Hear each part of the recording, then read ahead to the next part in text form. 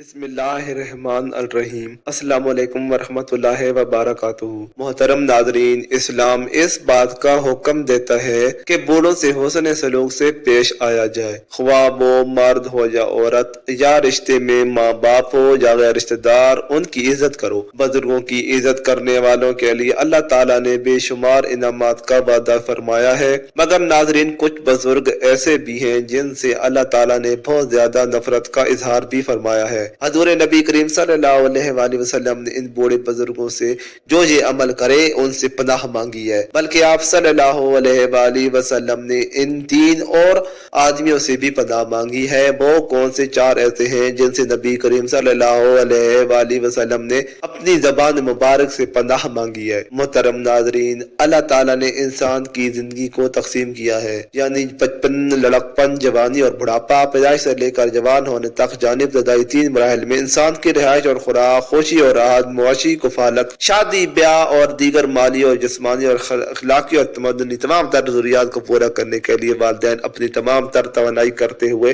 بوڑھے ہو جاتے ہیں۔ عمر رسیدہ افراد اپنی کمزوری اور ناتوانی اور عمر کی وجہ سے ذہنی اور جسمانی لحاظ سے بچے کی مانند ہو جاتے ہیں۔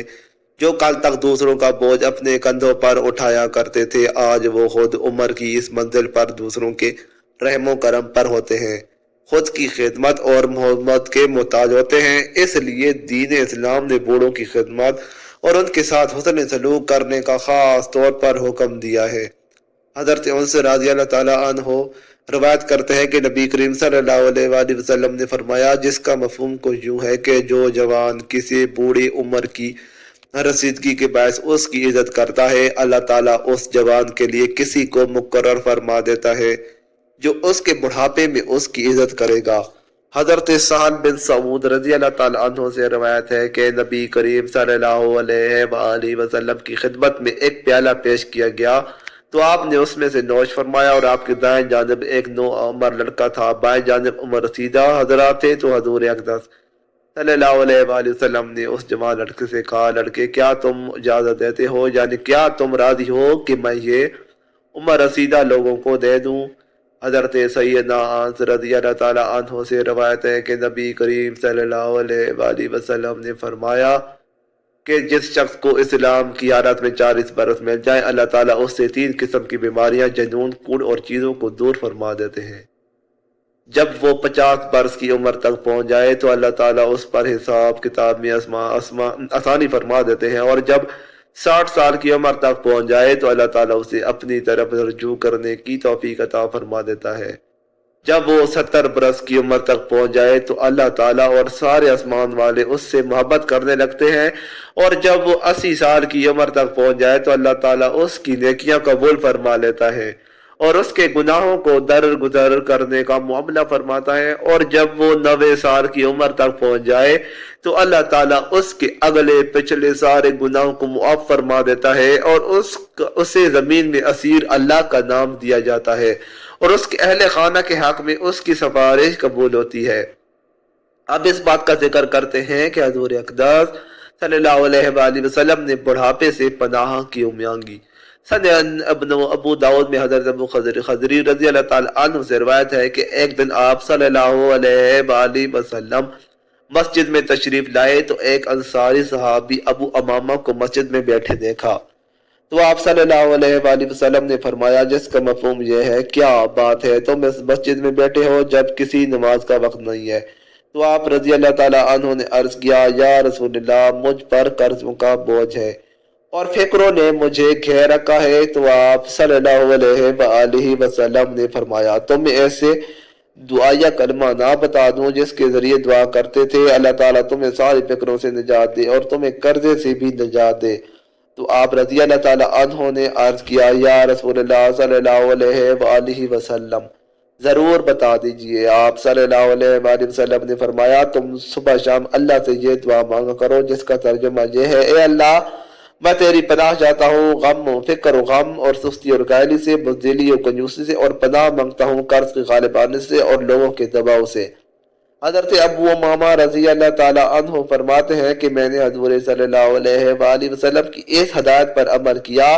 تو اللہ تعالیٰ کے فضل سے میری ساری فکر ختم ہو گئی اور میرا قرض بھی ادا ہو گیا۔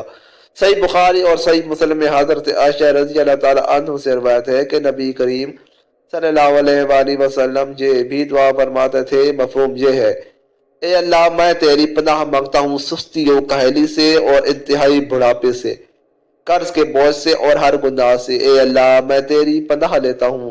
دوزخ کے عذاب سے اور دوزخ کے فتنے سے اور عذاب قبر سے اور دولت و ثروت کے فتنے سے، مفلی اور محتاجی اور فتنے کے شر سے اور فتنہ و دجال کے شر سے۔ ناظرین کرام، حضور اکرم صلی اللہ علیہ وآلہ وسلم نے بڑھاپے سے پناہ مانگی ہے۔ اس سے مراد وہ 60 والا بڑھاپا نہیں، کیونکہ اس سے تو آپ صلی اللہ علیہ وآلہ وسلم خود دوچار ہوئے تھے، بلکہ اس سے مراد وہ بڑھاپا ہے جس کو عرض العمر کہا جاتا ہے، جس میں آدمی بالکل بے بس اور لاچار ہو جاتا ہے اور آدمی کو برے بھلے کی تمیز بھی ختم ہو جاتی ہے، جس میں انسان اکثر اپنے حواس کھو بیٹھتا ہے اور اس کی اعضاء کمزور ہو جاتے ہیں، جس کی وجہ سے نہ وہ اللہ کی عبادت کر سکتا ہے اور نہ اپنے گھر والوں کو فائدہ پہنچا سکتا ہے۔ تو اس بڑھاپے سے آپ صلی اللہ علیہ وآلہ وسلم نے پناہ مانگی ہے۔ اس کا مطلب یہ نہیں کہ اللہ تعالیٰ بوڑھے لوگوں سے نفرت کرتا ہے، مگر ہاں علاوہ ایک بوڑھا شخص بھی ہے جس سے اللہ تعالیٰ نفرت کرتا ہے، اور حدیث میں اس کا تذکرہ بھی آتا ہے کہ حضور اکرم صلی اللہ علیہ وآلہ وسلم نے فرمایا: 4 آدمی ایسے ہیں جن سے اللہ تعالیٰ کو نفرت ہے: متکبر فقیر، یعنی وہ فقیر جو تکبر سے اللہ کا نام لے کر بھیک مانگتا ہو، ظالم حکمران، قسمیں اٹھا کر مال فروخت کرنے والا۔ یہ وہ شخص ہے جس کو آپ صلی اللہ علیہ وآلہ وسلم نے فرمایا کہ اللہ تعالیٰ ان سے سخت نفرت کرتا ہے۔ بوڑھا زانی، آپ صلی اللہ علیہ وآلہ وسلم نے فرمایا: بوڑھے زانی کی مثال یہ ہے کہ وہ زندگی کا زیادہ تر حصہ گزار چکا ہوتا ہے، اس کو مرنا ہے، اس کو مرنے کا ڈر نہیں ہوتا، اس نے بزرگی کے حصے میں زنا کیا تو گویا اس نے جہنم اپنے لیے خود منتخب کی۔ محترم ناظرین، بوڑھا زانی مرد ہو یا عورت، اس سے اللہ تعالیٰ کو شدید نفرت ہے۔ بڑھاپے میں زنا کرنے کا مطلب یہ ہے کہ اس کا مزاج بگڑ چکا ہے، اس کا دل اللہ تعالیٰ کے خوف سے بالکل خالی ہے، زیادہ عمر کی وجہ سے شہوت کے جو اسباب ہیں وہ سب ختم ہو چکے ہیں۔ اس کے باوجود بھی اگر بوڑھا شخص زنا کرتا ہے یا اس کی خواہش کرتا ہے تو اس کا مطلب یہی ہے کہ وہ ہٹ دھرم ہے، اس کے اندر خوف خدا نام کی کوئی چیز نہیں ہے۔ حضرت ابو الیسر کہتے ہیں کہ نبی کریم صلی اللہ علیہ وآلہ وسلم کہا کرتے تھے کہ اللہ، میں اونچائی سے گر پڑنے، دیوار کے دب جانے، ڈوب جانے اور جل جانے سے تیری پناہ مانگتا ہوں، اور اس بات سے تیری پناہ چاہتا ہوں کہ وقت شیطان مجھے بہکا دے، اور اس سے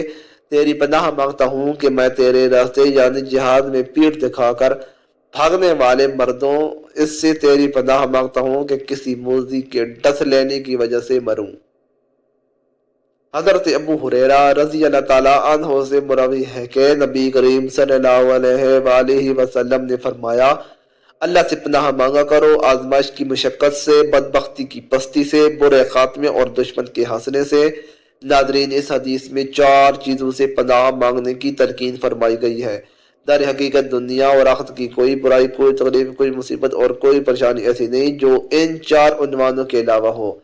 ناظرین، بلا ہر اس حالت کا نام ہے جو انسان کے لیے تکلیف اور موجب پریشانی ہو، جس میں آزمائش جو یہ دنیاوی بھی ہو سکتی ہے اور اخروی بھی، روحانی بھی ہو سکتی ہے،